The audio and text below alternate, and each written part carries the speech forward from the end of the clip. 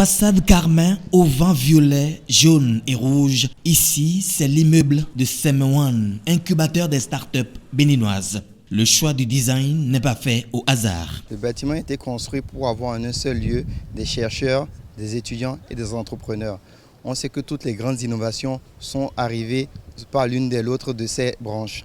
Donc avoir dans un seul lieu, au deuxième étage, des chercheurs qui se posent des questions sur lesquelles ils sont confrontés et qui vont au premier étage voir des étudiants, et pareil pour des entrepreneurs qui sont confrontés à une problématique, qui vont voir des chercheurs, on se retrouve donc dans un tel lieu. Et construire un bâtiment aussi coloré pour permettre à l'émulsion de tous ces cerveaux ensemble, c'est sûr que c'est gage de beaucoup d'innovation.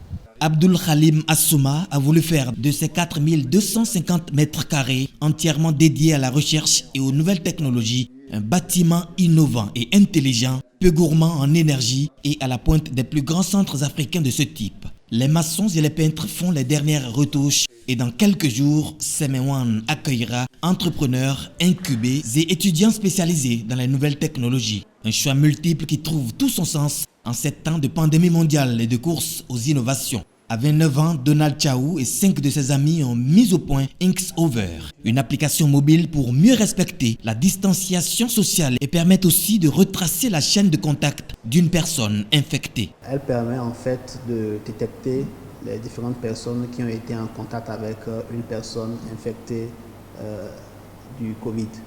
Donc non seulement elle permet de tracer ces différents cas contacts, elle permet aussi aux utilisateurs d'avoir des informations fiables sur le Covid.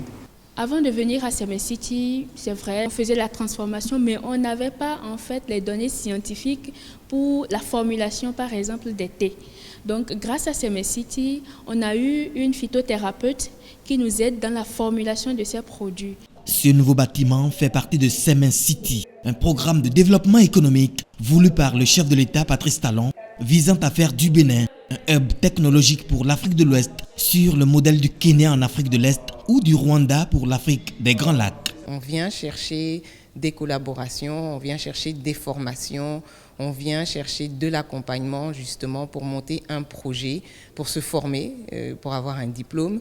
Mais surtout, il y a une finalité qui est de résoudre des problèmes africains avec des nouvelles méthodes en se disant peut-être que ce qu'on a fait jusqu'à présent, on peut améliorer et on veut le faire ensemble.